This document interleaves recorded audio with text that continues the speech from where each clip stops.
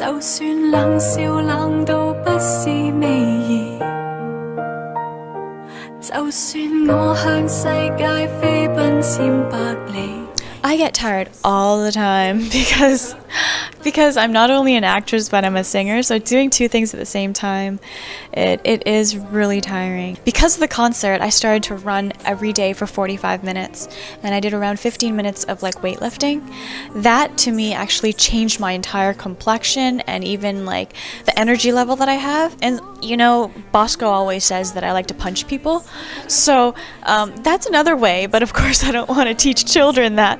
But sometimes like pinching or like just like punches and stuff to like a guy, it's like sometimes you kind of feel it's funny and then you're like, oh, I'm more energized now.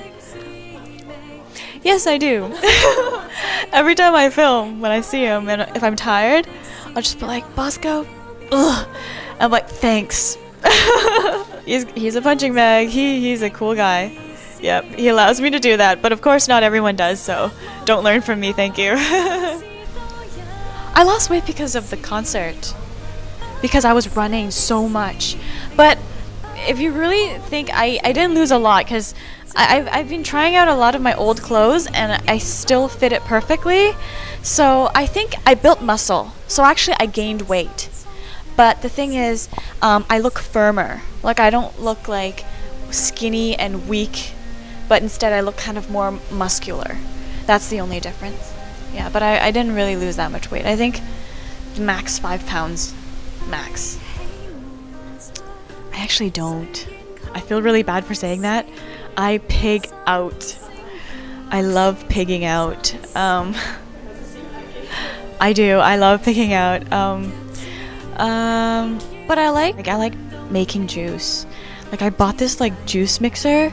It's so mini, it's just for 1 cup. And then I put all my strawberries and my blueberries and I mix it every day. When I'm at home, of course, I like to use the juicer and I mix like a lot of juices. What's my weakness? Chocolate. Like anything that has chocolate, no matter if it's chocolate cookies or chocolate cake or just anything that has some chocolate on top.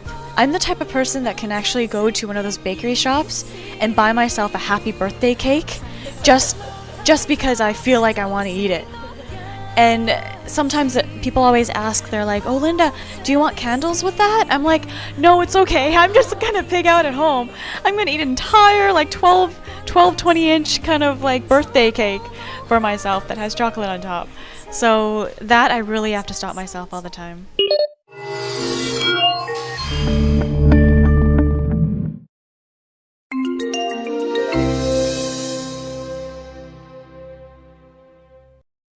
Good morning, ladies and gentlemen. It's an honor to be here. Thank you for having me at Google Hong Kong. I hope today, through the session, both parties can have a blast. And at any time, if you feel that you want to voice out or ask questions, please feel free.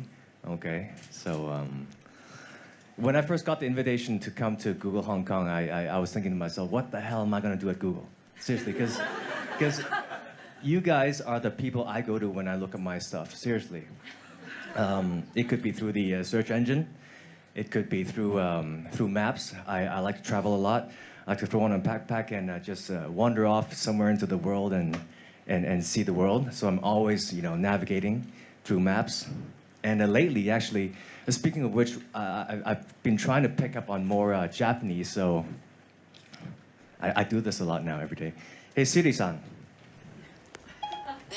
3に関する情報が見つかりました。明日の予定は何時から？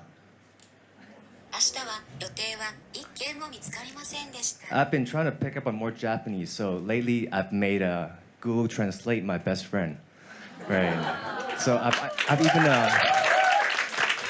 I'm even forcing my smartphone to converse in Japanese with me because we only have 24 hours a day. So yeah, but I must say, sometimes the translations are still a bit funky, but 80% of the time, it does the job very well. So thank you for whoever out there that's making my life a lot easier.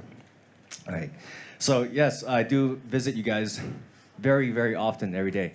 But I'm not here to talk about what we can Google. I think you guys, out of everybody, knows best what we can search on the internet.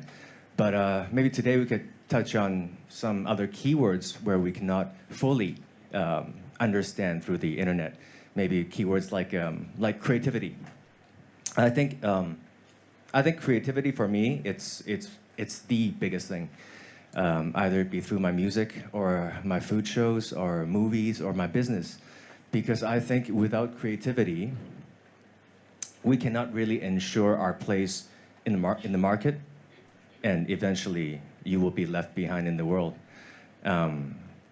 Creativity comes in many different forms and styles, I guess. It doesn't have to be through movies or that kind of artistry. It could be through tennis. It could be through agriculture, architecture, woodworking, lecturing, whatever it may be. It could be through programming or engineering. I think if Google was not as creative when they were, doing the algorithms back then, it would not be what it is today. So, a lot of people would say, yeah, I'm not the creative type. No, we all are. We just have to find that one edge. We have to find, how we can synergize and capitalize on our own strengths. But it is getting harder and harder to be creative, I think, in this world, because every day we are flooded by so much content in our phones. All the blogs that we look at, all the comments, all the likes, all the streamings, all the films, everything. But unknowingly, we are so almost too inspired to a point where we are losing ourselves, because we are taking in everybody else's ideas, their thoughts, their voices. Therefore, if we are not creative enough, we tend to, what we call, we would ride on other people's ideas. Let's twist, let's tweak. Let's, in Guangdonghua, we would say 異次元. But when we get into a habit of that, we forget about being original, being really creative, starting our own ideas. And to me, that is very, very dangerous, because if what you put out is no different than the person next to you, if what you contribute to the company is just the same as everybody else in the room, let me tell you something. Next year, you won't be here. The company doesn't need you. Eventually, the market doesn't need you. And the world, they don't need you. So constantly ask yourself how you can contribute more than the person next to you. I've been in my industry for more than 22 years now. And let me tell you, I ask myself that question every damn day. Every day. Through music, through film, through my shows, through my business. How do I be more creative? That is very, very hard. And maybe even in some fields, it's getting harder and harder. Like in music, I would say that it is harder for me now to compose a very good piece of music than it was 15, 20 years ago, because the time signatures or the combinations of the notes are simply being taken up. It is harder to write something original now and have it not sound like that it has been written by someone sometime, like some song back then, because it's been done. But in our world, that's what is happening, is because all the ideas are being voiced out and we are seeing it. So if we don't voice out loud enough, clear enough, soon enough, we are actually behind. So I urge you, the first keyword that I would want to touch on is actually creativity. Does anybody have anything to say? Any other things you want to talk about? Another word I would say is a keyword for me is experience, especially, experience in terms of the verb experience, not the noun experience, especially for you lot where your work requires you to sit behind a desk and a computer the whole day, maybe the whole year. But I would say that it is very important to get out there to the world and really experience it, because I think the phone still only brings you halfway. and you must walk the other half. You know, nowadays when I'm chatting with a lot of the younger generation kids, what really happens a lot is maybe the topic would be along the line of, oh man, I was in Finland last week, and the aurora lights they were beautiful, and then the kid would say something like, yeah, I know, I saw it on YouTube. Or yeah, that was really cool. I saw it on Facebook. Yeah, okay. Sure, I'm sure it's an opening, it's an idea, it's a glimpse of what it really is. But if that's how you see things, you don't know. Again, it's a great entrance to the world, but it's halfway. Please, when the opportunity allows, get off your butt and walk the other half, which may be even more important, okay? Experience the world, okay? The phone is awesome, the net is awesome, but that is halfway. Is it too early for you guys? Because you guys look kind of stale. James, maybe we could start with more Q&A. If anybody wants, please jump in. One of the things that is on our minds is also giving back. Right? You talk about creativity, you talk about experience. A lot of that is because we're sort of going through life through a screen and we're not interacting much. Here at Google, we spend a lot of time thinking about what we're doing for Hong Kong, how we're supporting nonprofits, how we're providing services for schools, training kids in coding, for example. What advice do you have for us and also for sort of the broader millennial crowd who is interested in doing something for Hong Kong? How to get started, how to think about that, and what approach to take? Thank you.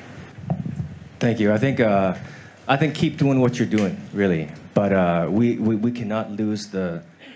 What we're trying to do is share. I think this in this era, and of course sharing comes in different forms also, and that's what Chef Nick, the brand, is trying to do. Is because I think even now when you see families going out to dinners, they're actually just they're eating through looking through their phones the whole time. Actually, that's losing the true essence of why we are eating together. And that's what we're trying to promote through the Chef Nick show is 點解要一齊食飯啫? What is 一齊食飯? Is to actually enjoy a meal together. And that's why that's what cooking has also taught me is, let me tell you, I was in really, really bad terms with my parents for the longest time. I was in boarding school ever since I was 12. And then at the age of 14, I was sent to Tokyo to start training in music. By 16, I started working. And I never really got a chance to have a relationship with my parents. And we've been on bad terms for the longest time until I started cooking. Because when you cook, it's the food, you don't eat it alone. You want to share it. You want to get some feedbacks. And it gave me a medium to know how to talk to my parents and say, wait, look up, or mom, whatever you cooked back then was really cool, and you want to teach me. It became now it's a habit. Does the food matter? Of course it does. But what really matters is how you find your way to share.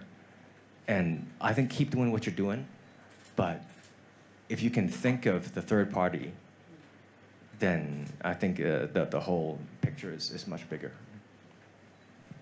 Cool. Why don't you take a seat? Okay. We'll chat a little bit and get comfortable. It was a very inspiring talk, hearing you talk about creativity and the journey where you just mentioned how cooking brought you and your family closer together. Right. So a little bit on Chef Nick. It's now in its 5th season. We're seeing a lot of traction both online and offline. But I want to kind of turn back the clock back to 2014. What, besides what you just mentioned about the parents thing, but what was the thing that made you transition from the singer, the actor, Fong to Chef Nick, and what was that transition like? I didn't think I wasn't looking for a transition really. I thought I could do everything together. Right? I'm still doing music. I'm still doing films. it's weird because people look at this like I'm moving from woodworking to pharmacy. It's not that far. I think what I'm doing with food, with movies, and also music, and the business together, I think as a whole, it has perfect synergy. I don't think that they're really unrelated. And that's how I do things. If I cannot pull resources from somewhere, somehow, to contribute into a new thing I do, then I really would reconsider to either do it or not. Because to start fresh at at later age is maybe at a disadvantage. But first of all, I found food to be a true passion. And then I also saw that it would be the next biggest thing after communication and tech. So I thought how I could, kind of rejuvenate the whole entertainment business of mine and make it a long-lasting one, I guess. Was this interest in food something that was always there? I was always there, but I thought to make it a bit more serious. And at the time, I think mainland China was really lacking a decent food or lifestyle show. Okay. Yeah. So we started 2014, right? Yeah. And we just finished the 5th season this year. Yeah, been watching. Oh, thank you. So on the food topic, I'm sure you hear this a lot, and even people who know me doing this have asked this as well, is that you've never worked in the kitchen, can you really cook? Like, obviously, I heard stories, and I know that you put a lot of hard work and dedication, courage into being who you are today and achieving what you've done, but not everybody has seen that. So what goes through your mind when you hear criticism like this, and how do you deal with it? It's logically acceptable because, first of all, we may think that because someone has not been doing something for really long, they can't be good at it, right? That's the logic. It's okay. But that's almost like saying, let me put it this way. That's almost like saying, we as a human race, we've been using the landline telephone for centuries. Why don't we stick with it? That must be the best way. So dump all your iPhones, dump all your mobiles right now. Let's go back to the landline because we've been doing that for the longest time, right? That's like saying we as a human race, we've been driving gasoline automobiles for centuries. So has Elon Musk gone crazy to start Tesla? Right? Why are there so many electronic cars out there now? Because that must be the best way because we've been doing it for the longest time. I think if we are that narrow-minded, that really frightens me. Because we are in a new era. There are perks and different techs now out there that allows us to pick up on information much more rapidly than it has been in a traditional kitchen, I would say. I'm sorry, but the way I've heard is, maybe the first apprentice cook would be peeling vegetables for maybe a year or two. But I have my ways, or I have saved up enough money to be peeling something much more in the first year. Yeah, I mean, like, we hear all these stories about, like, chefs training in Japan. Right, and, like, they're, right. like, washing rice for, like, 7 years before they can Right. make sushi. So is that the best and only way? I don't think we can be that narrow-minded in thinking like that, right? Okay. Of course, there has been a lot of hard work and time and effort put into it, but yeah, I don't have to get into those. Yeah, but how do you stay focused on doing what you need to do? Do you have, like, a system? Do you have a way to do things, or? Because obviously it's a lot of work. It's a lot of work. There's a lot of learning involved. Like, how do you stay organized? How do you stay focused? That's one thing I learned in the kitchen is time management, because when you're trying to serve 2 dishes, it's easy. For 2, it's easy. For 4, it's okay. For 8, yeah, it's not bad. But when you're trying to do 8 dishes for a table of 10, and they all have to be hot when you serve, like in Chinese food, it's not that easy. And when you do one of my Michelin galas, when you're serving for 700, they still have to be hot, and you got 8 minutes of serving time for 700 fine dining. It's very hard. But then you learn, gradually, eventually you learn how to to pace yourselves, and then your organization. Like what I just demonstrated on my phone. I try to squeeze in all these little seconds and milliseconds in my life to gain that much more. But I guess when there's a will, there's a way. I don't know your time schedules, but you figure that out for yourself. But there are these little gaps in life where you can just squeeze in a bit more, here and there, knowledge, and then eventually that adds up. That adds up, yeah. Yeah, I think it's amazing how you're able to balance so many things and do everything so well. And I'm a very 八卦 person. I'm very curious about everything, I mean, I look up stuff just to know, just to ask why, where, when, how. So, and when I start something, I don't like to stop until I actually get somewhere. That's just a personality. Yeah, I've heard many stories as well about how Really? how deep you go and Really? how kind of focused you are and how deep down you drill into Yeah. everything that you try to learn. And I think that's something that's very admirable. Yeah. Oh, okay. I can be a pain in the ass in that aspect, yeah. But like I said, you're a man of many hats. You're developing a chef career on the side. You have music, you have acting, all that together. Kind of bringing the conversation back to where it started with music. Your last Cantonese album was in 2005. Really? One step closer. Yeah. Right. And then your last Mandarin album was 10 years ago. It was 2009. Oh. So I know you haven't stopped doing music. So you've done movie songs, you've done songs for your show, and over the past 12 months, personally, I've seen you kind of do a little bit more. Started with 2018 Six Hat. Okay. That performance. Right. You launched 3 singles this year. You were a guest judge on The Voice. And now, just recently, you had the RTHK performance. So is this foreshadowing something? Are we going to see more music coming from you in 2019? I didn't really plan this. I think I'm just going with the flow, really, sometimes. But I think at different times, with different inspirations, or sometimes I feel that there are different advantages for different fields. You know how sometimes the stock market, it's doing better than the real estate. Sometimes, like music, is doing better than film.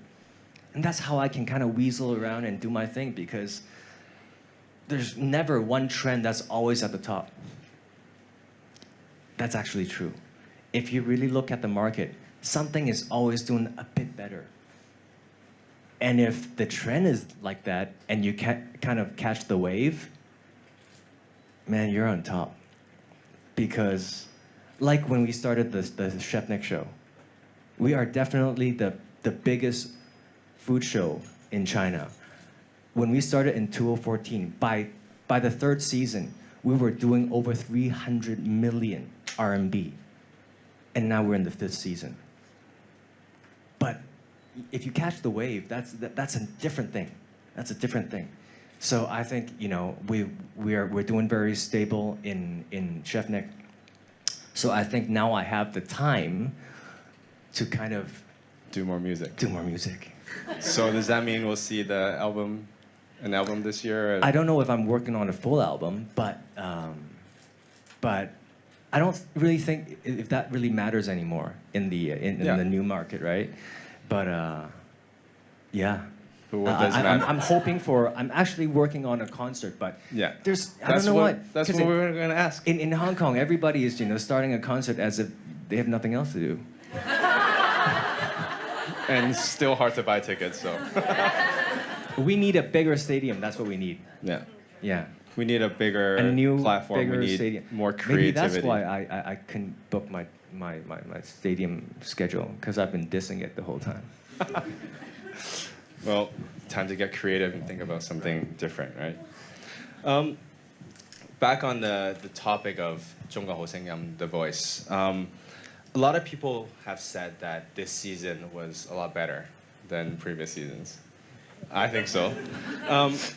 Personally, I think you being on it injected kind of a different dynamic. It was interesting to see how seriously you took it. Again, stories. I heard a story that maybe I want you to share with everyone about the drumming performance. So I actually heard from Derek how hard you prepared for it and how you kept on like. Well, preparation rehearsal. for the performance is a given. But actually, when you talk about The Voice, what I would actually want to share is I don't know how many people has watched the show, but you know how I got totally bashed when I started hammering onto the button at first in the first 2 episodes, because there are actually these 2 new perks they changed with the gameplay this year. That to start off with. All the contestants, there are about 150 contestants, put into one room, and they are watching a live feed of whatever is happening on stage, the performance, along with the judges' comments and how they would choose their team.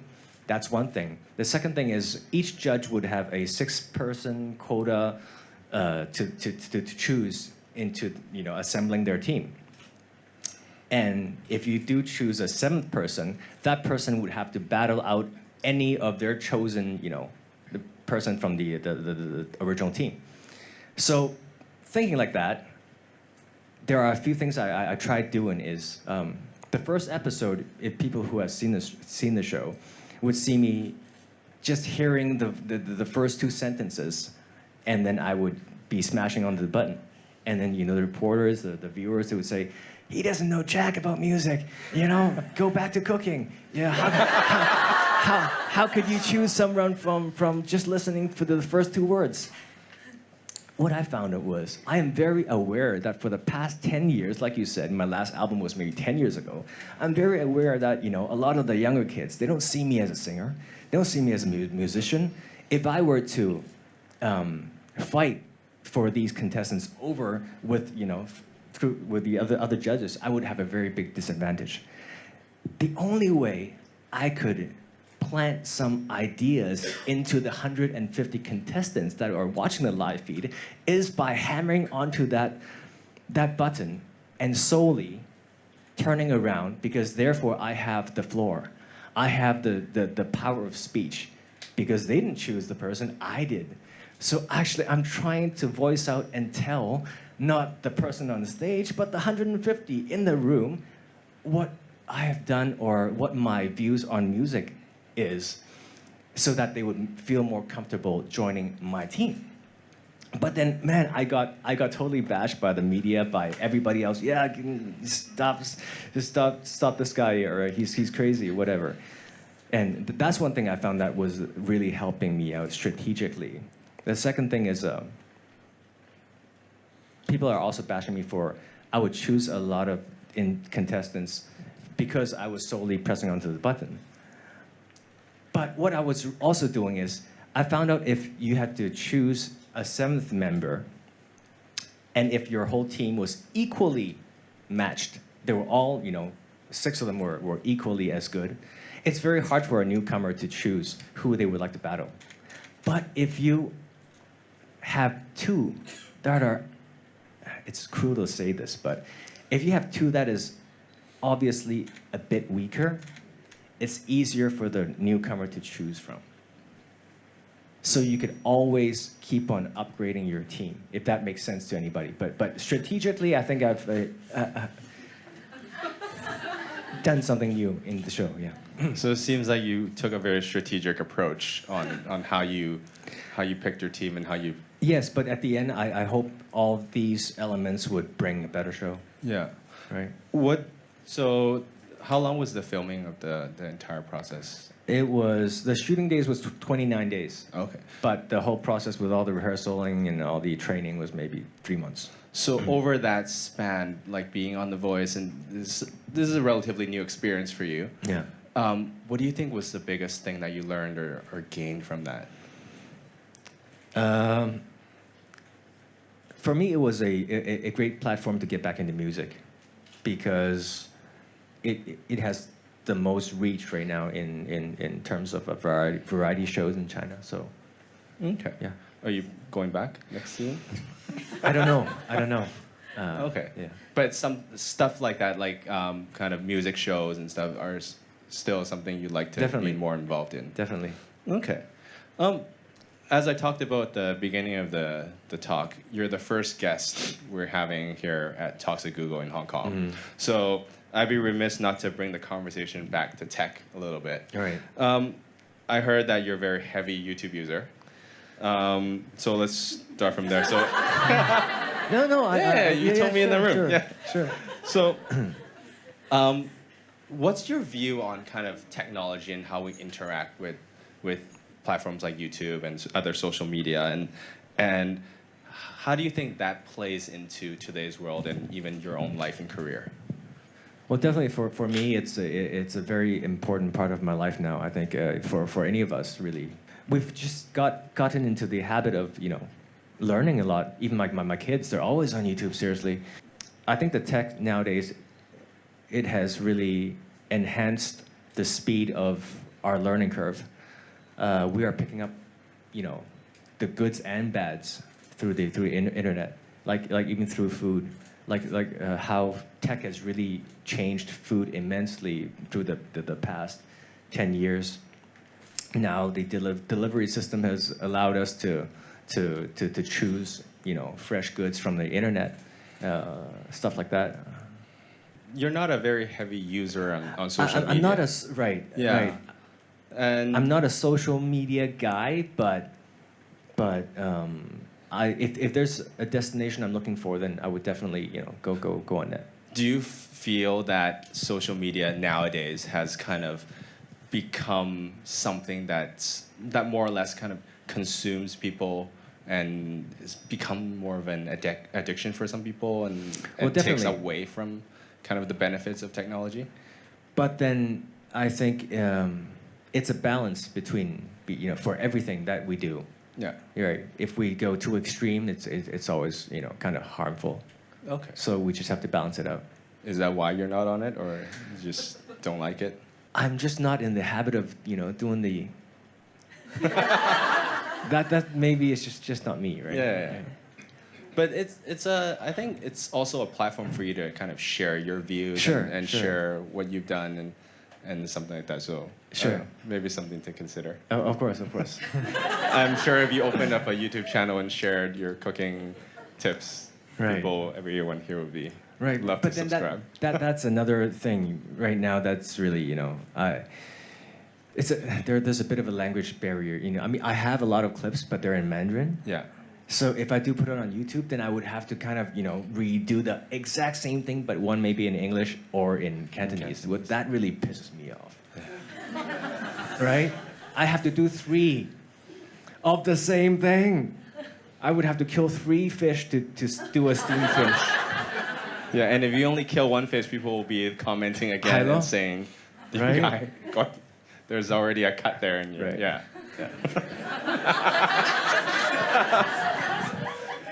Okay. Been meaning to ask you about a show that you did called Celebrity Chef East versus West. So you faced off against star chef David Rocco. And it was a 5 episodes miniseries, and spoiler alert, you won. Why did you choose to go film an English show? What was that experience like? Well, back to the part where a lot of people has been doubting me for the cooking part. So all you could do really is just to go the extent to prove yourselves. I think that I've been doing that in every field really. That's why I put myself through competitions, especially when you do a foreign show like from Fox. Yeah. Then it's not a Chef Nick show. Then if I can't prove myself through that kind of platform, then the haters will be haters. But at least I've gone the extent. I might even be going back this year to be judging or even competing. Okay. I'm okay with competing. But yeah, I think you just have to find yourself to find ways to prove yourself. I have done many crazy stuff just to prove myself, but sometimes that's the extent you would have to do. I've jumped off buildings. I've jumped off convention center in Hong Kong to do my movies. Police Story. Right. Yeah. When people also thought that because I'm the son of, two celebrities, maybe I don't take my job seriously. That's why I've been putting myself through all this hardship and this pain in buildings after buildings. Because if that's not serious enough for you, then what is? Yeah. It may be silly to some people, but then you go try it, right? Yeah. I mean, I'm sure, in the room, not everybody is familiar with how you started and everything, but definitely as someone who grew up in that generation, I was able to witness all the negative. Yeah, it was the same generation. Well, But I was for people who doesn't know, the first 4 years of my career was 99% booing. Yeah. I would not get any applause anywhere. The minute I stepped on stage, it was all boos and foul language and profanities. 4 years. And That- it wasn't because of what you did. It was because of sure. your background and Sure, who you were. sure. Yeah. And it was really, really tough for 4 years. Every time I walked off stage, I would see my managers and my team. They would be just, they would be all holding their fist and just crying, and I would be the only one that could walk back to the changing room and cool myself down. But that I would have to endure that for every day for 4 years. And you kept going. Because back then we had so much, we had so much promotion to do, all the performances. Back then it was work after work, and because there was no internet yet, so everything was live. Every day was live. Every time before I walked on stage, I would almost get paranoid about being booed, because it got to an extent where I could not hear one word of the song I was singing. It was getting that nasty. Then somewhere in year 2000, it turned around. What was the turning point? I don't know, man. You don't know? Maybe there was some new kid to pick on, but or maybe they just got tired of all the hating. Or maybe they saw. Or maybe there was enough buildings jumped. But what I mean is, you didn't jump the convention in 2000. No, I didn't. No. I jumped it in 2003 somewhere like that with Mr. Jackie Chan. But yeah, when there is that need, you just have to find your way to excel. Maybe there are some crazy things that we got to do. Thank you for that. Any live questions? So during the first few years when things were really tough, did you ever doubt yourself and think that you just weren't good enough? And if you did, what kept you going? I did, but maybe for a very short time. I never doubted myself in terms of music. I never doubted myself in terms of all the hard work I was putting in. I think I'm a logical person. And I think anybody can accomplish anything if you work hard enough. Really, I don't think there was a time where I think I could have given up. I'm a person that does not give up. Naturally, I just have that kind of personality. And the second thing is, I can't give up because I had to make a living. A lot of people would imagine that because I came from a family of 2 actors and actresses, an actress, that I don't take my job seriously. But I've been self-sustained ever since my debut. At the age of 20, I've been paying my sister's education. So that's behind the scenes stories, but I could not afford to give up my job back then. So I took everything more seriously than anybody would have ever thought. I have a question online. Do you think, so you've been in, like I said, over 50 films. I didn't know that. Yeah, I looked that up. What's your outlook on the genre of 港產片? Do you think there's a future? What do you think that future looks like? Back to the creativity thing. I think Hong Kong right now we are really lacking this part. I think we have been geniuses in the stocks market. We are, excellent in the real estate market. But maybe that's the last generation, the past generations. To get by in this generation, we've got to be really creative in our own fields.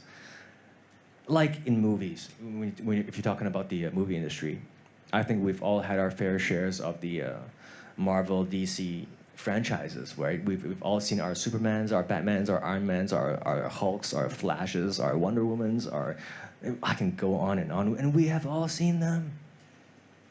The thing is, don't we have 5,000 years of history and culture? But yet we are still shooting the Monkey King.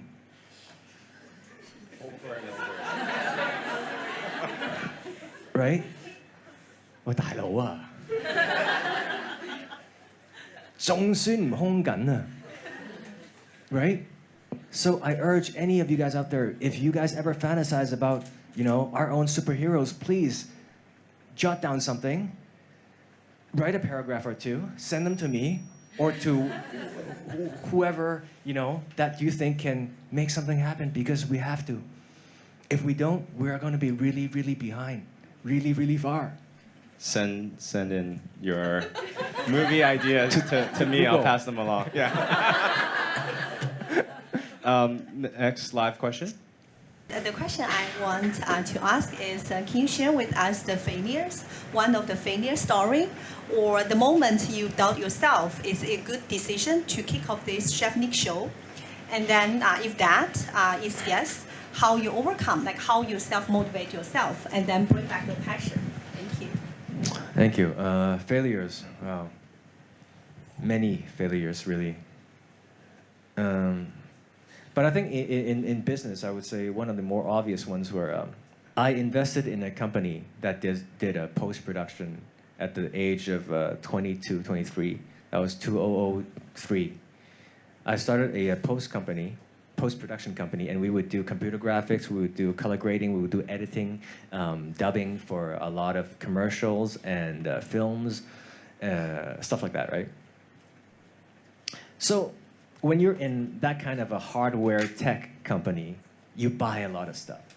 You buy a lot of, we call telecines, editors, and mics, and this and that. But back then, we were at the end of the analog trend. And all of a sudden, things changed. They don't use tapes anymore. They went from analog to digital. But all my hardware, they were a lot of money. So all those all of a sudden went into the can. And that's, back to where I was just saying, if you can't catch the trend, that's a different story. I didn't back then. And I lost a lot of money back then. I had to, mortgage my house and all that. But that was on me. Everything just changed. So, but do I still, at that time, it was hard, but I still believed in the network that I had built, all the connections and the work we were doing.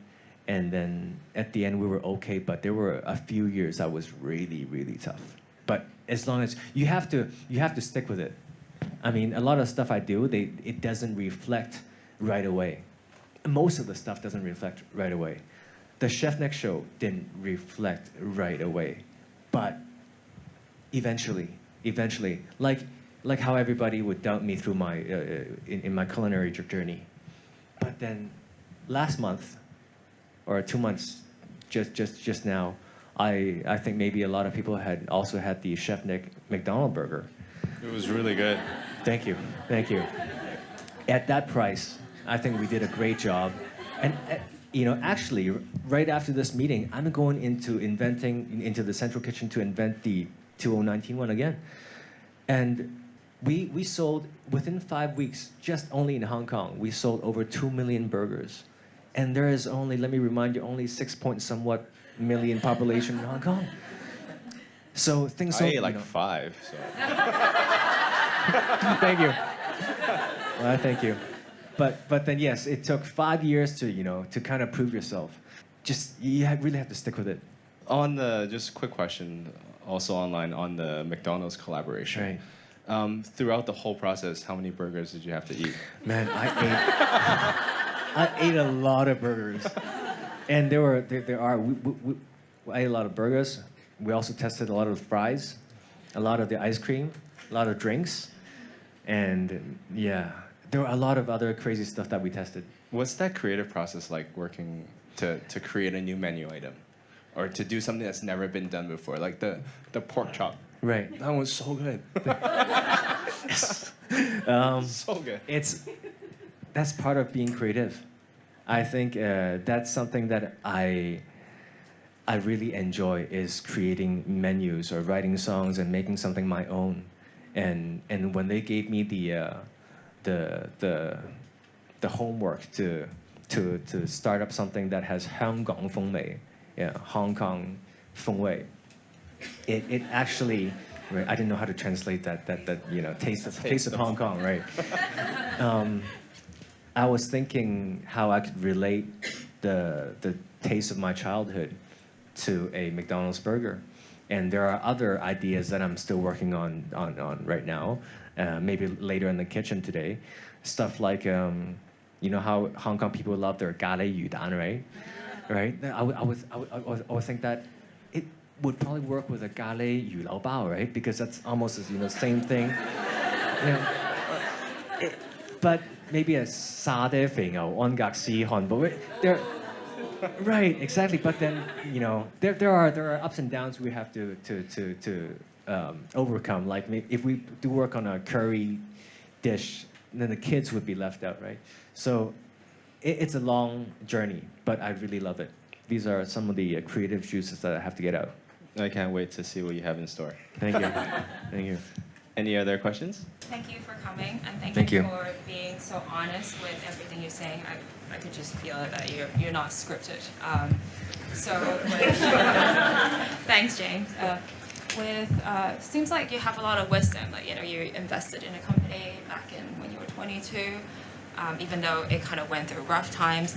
So through all these times, do you look up to somebody? Is somebody your mentor that has always been since day one? Or that has evolved depending on which part of the industry that you're in? Good question, actually. I don't have that person. I've always thought of my mentor as logic. I've really not gone to anybody about much of this kind of stuff. Maybe I should. Right, really. But I just don't have that person in life. People come to you? So yes, in my company, yes. That's actually interesting. I don't have that person. Right. Are you open to seeking mentorship, like seeking help and asking for that, or no, like yeah. No, but what I'm saying is opening like a new department. Like, I know you help a lot of young people, but you're also like a young person yourself, right? So, like when you do same come generation. across, same generation. When you do come across like difficult decisions and stuff, like do you just solely you're comfortable relying on yourself and just thinking that through? That's something I'm actually really interested in because I'm facing similar kind of situations for my career. I've always been able to gradually work out the problems in my life. So yeah, I've really not found that person to go to. And then because of the different fields that I work on, sometimes it's music, sometimes it's film, sometimes it's business, sometimes it's kind of a bit tech. So there's not really that one person I can talk to regarding all the different fields. Believe it or not, some of us actually delayed our post-grad flight, so we can join your talk. Thank you, thank you. Some people actually flew in. So. Really? Yeah. Thank you. So I'm going curious to know that what are the messages or expectation or impact that you expect to bring through your music, your art, or entire passion to your audience? Through music, through movies, of course, mainly it's entertainment. And music, I could say, I hope it, brings more. I hope my music could also stimulate or console you in your everyday life. But in terms of a deeper message, we're trying to do that through the Chef Nick show. Because as like what I was saying about now we don't share correctly or how we are missing the essence of eating together. I really learned a lot through the kitchen, the time management stuff, the sharing part. It has changed my personality immensely. I was a really different person before I started cooking, and I think, especially in this day and age, we hope to promote a lot more activities or wildlife activities, or stuff that you could do, apart from just looking at the phone or the computer. I think that's a very, very important part of life. I got a question more about your film career. So I just wanted to know, moving forward, so first of all, congratulations on the Best Actor Award. But moving forward for your future film projects, are you going to be pursuing more action-driven movies like Toy Story, or are you going to go for more controversial or dramatic roles that are going to further challenge your acting abilities? I don't really have a preference. I think that I am. Sometimes you need a bit of luck when you're giving a script. The cast has got to be right. The story has to be right. The whole crew has to be right. The timing has to be right. We always say that in the movie industry, each movie has its own journey, really. All you could do is do your best when it is handed to you. But I do think there is one that I'm planning on in a few months. It is action-packed. I do think Hong Kong has to find its roots some way, somehow. And to me, Hong Kong movie is about Hong Kong action. It has never really been about Hong Kong drama. So it's going to be tough, but I think, yes, I'm going to have to dig down and fight again. And maybe jump off some buildings. I think many of us are big fans of yours. Thank here you. In the room and on video. And you started the talk with keywords today. So I was just wondering, reflecting back on your life path, what are some of the keywords that define your character, who you are today, that made you to lead a successful life, successful career, and maybe just share some words of wisdom with us. Thank you. Keywords would be creativity.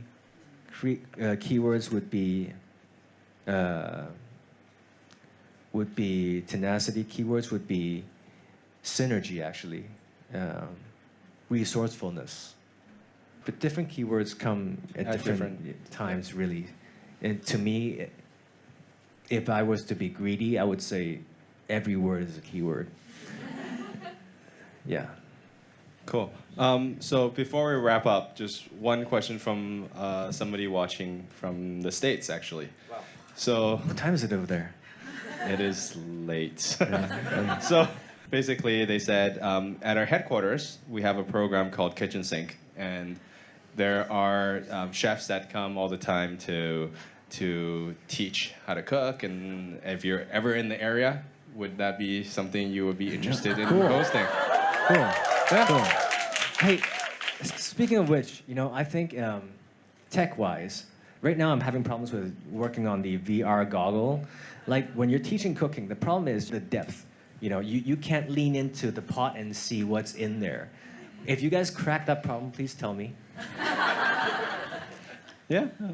We can work together to see what we can do. Seriously, my company, because I'm still the Asia Pacific marketing director for the digital domain company, right, in LA, and we're still doing all the post-production for Avengers, for all those series. So if you guys ever come up with that kind of tech, tell me, please. Awesome. So that brings us to the end of our Talks at Google. Thank you, everybody, for coming. Thank you, Nick, for taking your precious time Thank to you. come share with us.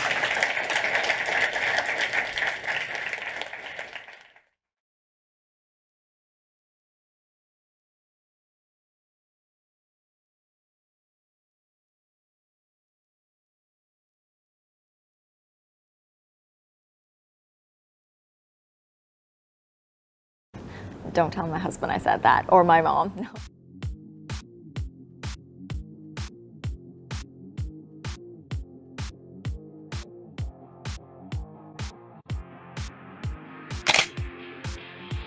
David Beckham, enough said.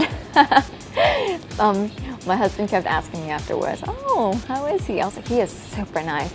How does he look? And then I was like, oh, this is a trick question. Not as handsome as you. He was all right. Okay. The next one I would say is this photo, which was my engagement photo that I shared with social accounts and Instagram. And we actually got engaged in December, and I posted this in July. So we actually kept it out of the public for the better half of the year, and we only posted it because the public found out too early. We actually wanted to get married first and come back and to announce it because we wanted a very private ceremony, but it was okay. Like we got a lot of well wishes, and it was a happy moment for me to share on my social account.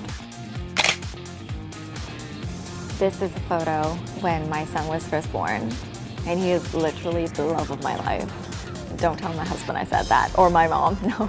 But yeah, I think having him was a really critical moment in my life, and just to see that, you know, I mentioned that I took a year off and rested, and it was then that I recovered my body and I was able to have this miracle of a baby. So I'm very, very blessed and grateful to have him, and I hope I can do my best as a mother to take care of him and to show him all the love that I have. This is a photo with my twin brother. So my twin brother and I feel like have a really strong bond, but that didn't happen when I was young. We were stronger the more we grew up and the older we got, because when you're in school, you have your friends and you have your groups, but the older we got, when our friends started to spread out and we moved to a different country, we realized that family was very, very important, and it was, you know, there are people that don't ever leave you. So I actually convinced him to do this shoot with me, this campaign with me, and it was the only shoot that he ever did and the only shoot he will ever do. It was kind of terrifying for him to speak on screen and to have other people critique and see him, but the video actually has 500,000 views. So it was one of the best videos, and a lot of people kept asking, why doesn't your brother go in the industry? Like, he's so handsome. And I think my brother got a kick out of that. He was very happy about that.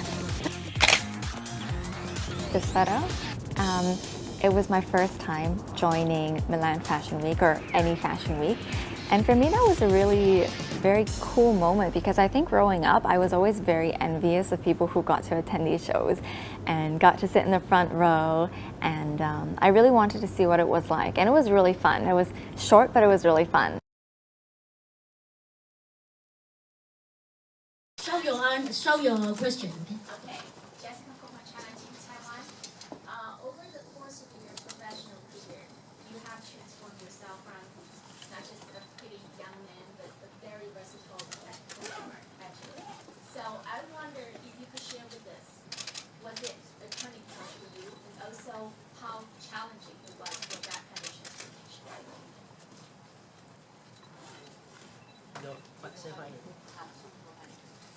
OK，我用廣東話翻譯，就係你由一位年青嘅偶像嘅歌手，一直至到現在係一位咁有精湛演技嘅演員。想知道咧，實在喺中間嗰個過程之中係幾時有一個轉捩點 （turning point） 啊？想知道轉捩點啊？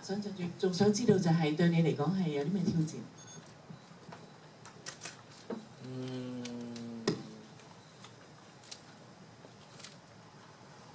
最大嗰個轉捩點，我諗係2003年，應該係由2000年開始。It started. I mean, the turning point started from about the year 2000. Yeah. And I think stage performance. I mean, singing stage performance, not enough to me to create some kind of a creation. Like, I think film can make me more and more anxious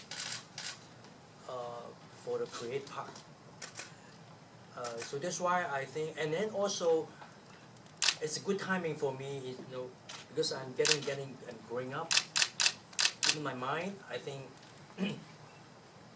and maybe everybody just only think I'm a singer, you know, for the, you know, like 1990 and between and then until millennium. But actually, I did 2 training when I was young. One is dance training, and the other is drama, acting training in television broadcast limited. So that's why I have basic training start in 1980 something.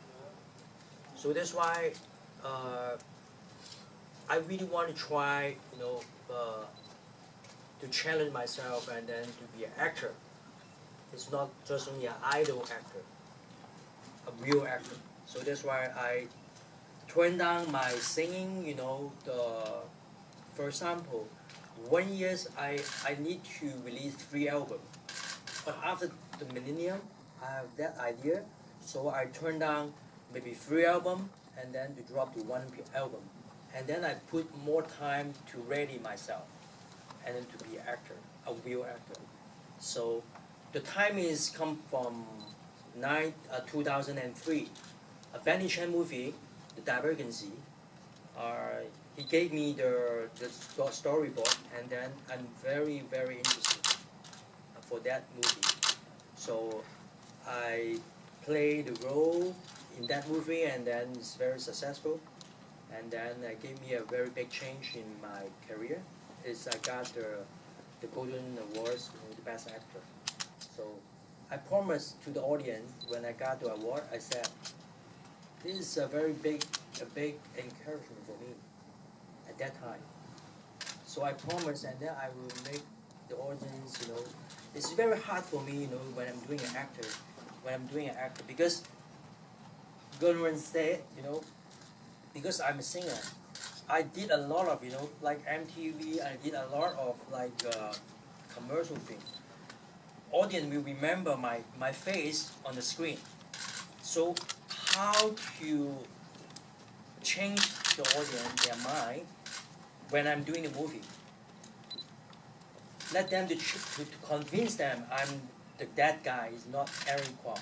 So I take a lot of effort, and then one of the things is very important. I believe that is one of the people in you to affect me is William Zhang, the art director.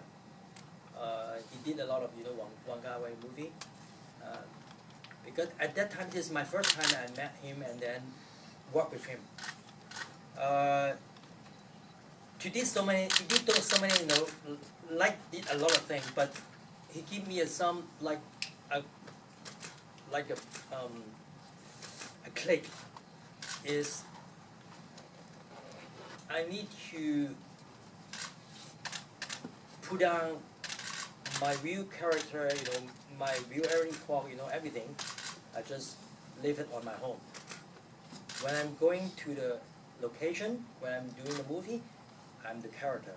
It's not Aaron Kwok. So that's why I understand at that time, oh, if I really want to be an actor, I must be doing like that strategy. So until I think from 2003, the Divergency, that movie, and after that I met another very great director. Is Tan Zhami, Mr. Tan. Again, another movie, you know, talk about father and son, that story. He gave me advice. He said that if you really want to be a good actor, you need to try a hard character in your life. No matter how hard, you need to try it.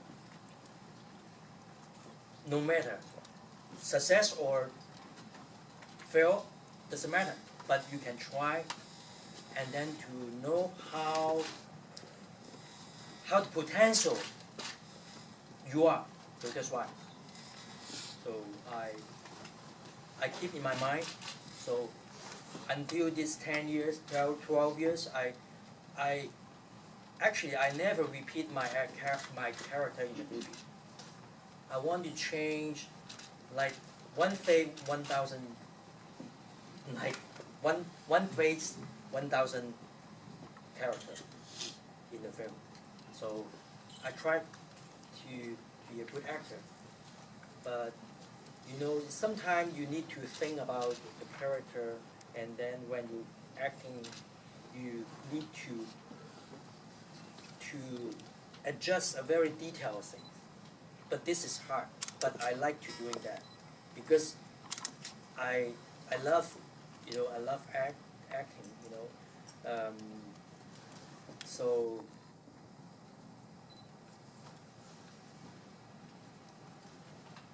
that's the point. That's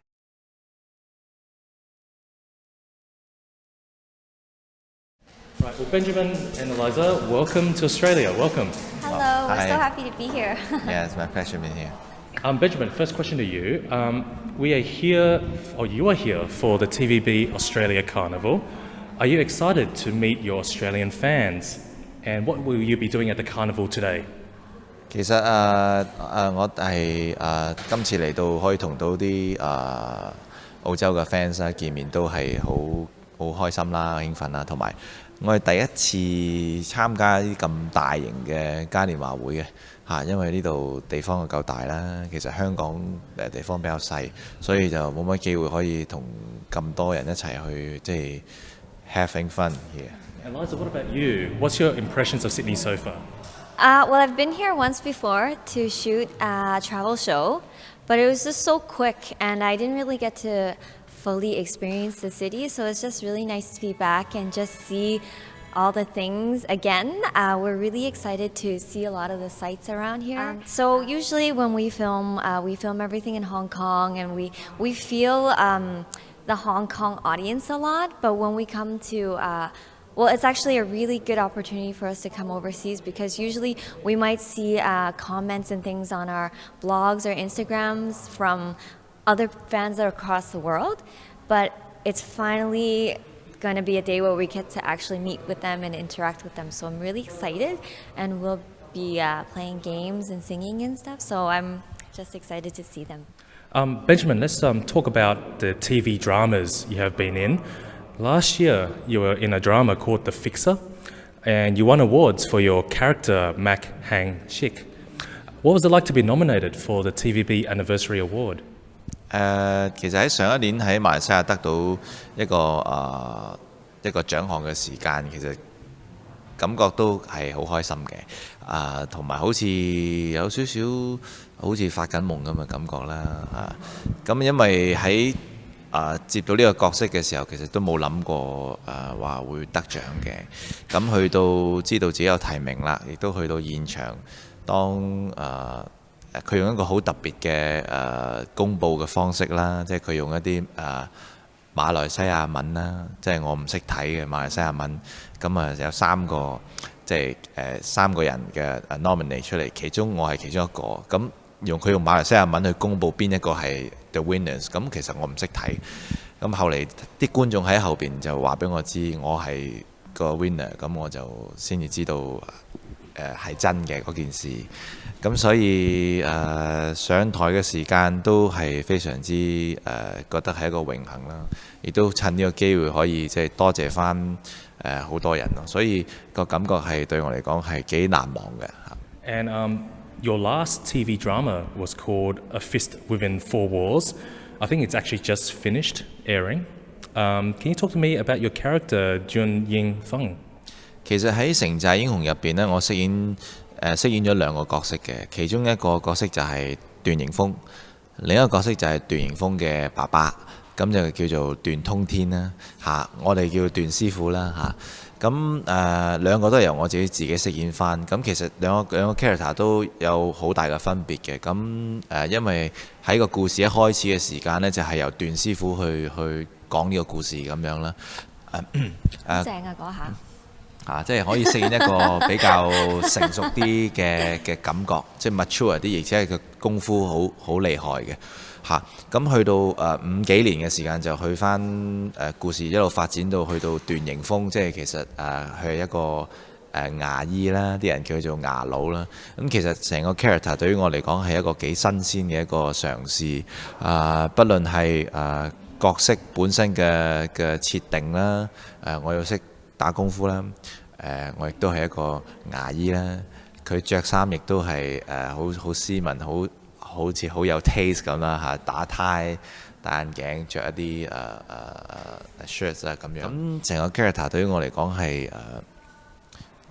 比起我平時演嘅，可能係之前講嘅麥行直策局專家裏邊嘅角色，其實有啲相似，但係都段迎峰佢都唔係一個話幾咁容易可以演繹到嘅一個角色嚟嘅，因為好多時候我唔可以太過 overact， 有啲嘢一定要係好收喺個內心入邊。咁再加上我嘅對手陳展鵬，佢係同我角色嘅對比性好大嘅，佢係會比較outgoing 啲啦、衝動啲啦，同埋straightforward 啲嘅。咁所以段迎峰嘅角色就係比較冷靜、內斂同埋比較上係靜啲啦嚇。咁呢個角色對於我嚟講都係另一個新嘅嘗試，同埋我覺得係one of my classic role。Eliza, let's talk about your TVB career so far. What's been your favourite character that you have played, and is there a character you'd like to portray in the future? Let's see, my favorite character. I think it's hard to choose just one because I like a lot of different aspects of a few of them.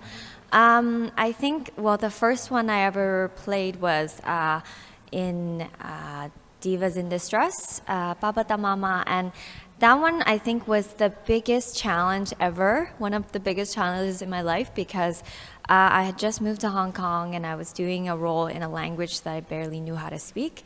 And in that one, I went into a pig farm with like pig poo and pee. I rolled off a mountain. I climbed like train like carts and like had a car accident scene. So it was one of the biggest challenges I've ever had to face, but it was a really good learning experience. And it gave me the nickname that I have today, Hong Hong Gong Ju. And I think my most recent one, well, there's one being played right now, Wai Sik San Tam, but the one before that, it's a role that's very different from myself, because usually the roles that I play are more girly, more innocent, and very inexperienced in life, and usually have just moved to Hong Kong from like Canada or United States, because I can't speak Chinese that well. But this role, Dai Xiu Jie, she's more mature. She can carry her own. She can fight for other people if she needs to. And she can fight battles. And she's very used to a tougher background because of her parents. So I think, especially when I did that role with Ken Go, Wong Gongleung, and Yun King Dan, it was really nice to learn from a lot of our senior actors who have just so much success and experience. So I think those two, my first and the last one, are probably my favorite ones. The Miss Australia Chinese pageant is actually coming up very soon. What advice do you have for the actual 12 Australian finalists? What advice do I have? I think the most important thing is to have fun. In an atmosphere where it's a competition such as a beauty pageant, it's really easy to get caught up in comparing and that type of nervousness. But I think the most important thing is to enjoy this whole situation, this whole process. Do your best, and then no matter what the result is, as long as you know that you've put in your best, then you're going to have a good result. Well, Benjamin, Eliza, thank you very much for talking to me today. Enjoy the rest of Australia. Thank you. Thank you.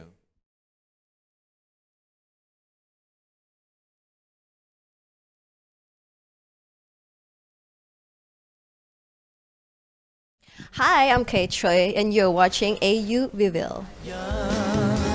誰能知道日後我不怕共你激戰再獨鬥。 Kate, wonderful to have you here in Singapore at Sundown Thank you for having Festival. me. Let's talk about, I believe you have a new drama coming out soon on TVB, would that be correct? Yeah, I just finished shooting this one called Smooth Talker. It's about mediator. Mediator is a mediation. It's a new industry in Hong Kong. Basically, you do whatever lawyers do, but without going to a court. So it's quite new in Hong Kong, and it has been one of the most satisfying and happy drama that I've ever done in these couple years. I mean, because the partners are so amazing. They are really amazing. You know, to be honest, I was having a hard time. I was kind of like depressed for a while, and then my partners, I mean, like my fellow actors, and they saw me, and they're like, "What's going on with you?" And they were trying everything to make me smile, make me laugh, and they were amazing. I mean, truly, really thankful for them. And a couple of them just like, they're babe. I mean, like, truly amazing. I really wish I can work with them again. Is that your favourite role that you've played in your, I guess, in your distinguished career in Hong Kong dramas? Would that be your favourite role, this coming one? I have no idea. I never really think about it. As an actress, you always want your next one to be your best one. Yeah. I mean, so yeah, and ever looking forward to doing some new things. Yeah. So I never really think about it, but it will be fun. I mean, it's a comedy after all, and I was putting myself out, like doing crazy stuff. And we do contribute a lot, for some scenes, because we wanted to make it funnier. Sure. Yeah, so we were like, let's do this and let's do that, and we were like contribute. Everybody was contributing, and so hopefully it will be a good piece. Yeah. Is there a particular role that you would like to do in the future? Is there a character you haven't played before? There are a lot actually, but I do want to be part of a musical. Yeah. So that's my something I really want to do. I mean, of course I love music, and I like dancing, and everybody knows I act as well. So I mean, like so a musical would be ideal for me, and I would be really happy doing it, and I'm sure that I'm sure I can make the audience feel my passion as well. So let's talk about your music career. Yeah. I guess your last sort of release will be 2013. You did a song for drama or movie, is that right? Yeah, actually, last year I did another theme song, a duet with another singer. But from time to time I do sing some like theme songs for our dramas or for some movies that I do, and the last time I released an album, was like 2009. Do we see one on the horizon? Will we see a new Kate Choi album? I don't really think about it these days, because I don't know. I never consider singing is my forte actually. So it's not the most comfortable thing that for me. But I do enjoy performing on stage, I mean, like, a lot of people actually ask me, because they did enjoy a lot of my dance music. Sure. Because I used to dance and sing all together, and they enjoyed my performance, and but I don't know, I never really planned for that, but well, if I do release a new album, that would be really different from my last one, I think, because after so many years, like, I change. I think I grow up, and I think I would like more soft music and more jazzy kind of music. I like jazz music, so yeah. What can the audience tomorrow expect from you when you hit the stage at Sundown Festival? I don't know. It's really nerve-wracking for me, because I've saw there are a lot of musicians, like true musicians there, and hopefully I can. I'll probably speak more than normal people, even the other singers, because normally for a true musician, they don't speak much, right? They don't talk much, they just sing, right? So I try to speak more, I try to talk to them more, interact with them more, and I'm singing some in English songs and Mandarin songs, and not even my mother tongue language, not the Cantonese song. Sure. So and I'm singing a song that I'll be performing for the first time. It's a cover version, but I try to put a song in both Mandarin and English together in one song. So that would be pretty interesting for me. Yeah. Last question. What's been your favorite song or album that you've heard this year? This year. Can be any language. I'm falling in love with Sam Smith. Wow. Yeah. Oh my God, his voice is amazing, and I don't know. I fell in love with the first time I heard that song. Yeah, and You just know. Yeah, I just know. I mean, oh my God, that's the voice. I mean, seriously, you got goosebumps. You're so touched. Yeah, and I just really like the jazz kind of soft voice, and it's really amazing. Yeah. Great. Okay, it's been wonderful to talk to you today. Thank you. Can't wait to see you on stage tomorrow at Sundown Festival. And we wish you all the best with the new drama that's coming out and for your future success as well. Thank you so much. Thank you for talking to us. Thank you. Thank you for having me.